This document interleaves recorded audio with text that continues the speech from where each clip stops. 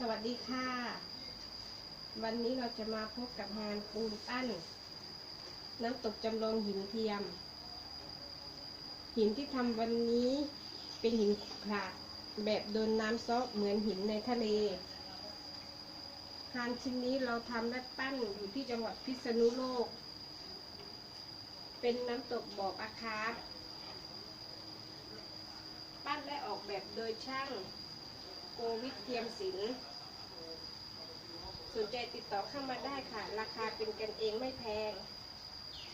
เบอร์ติดต่อ0801106766อีกเบอร์นะคะ0625412850สนใจติดต่อกันได้สนใจต่อกันได้นะคะ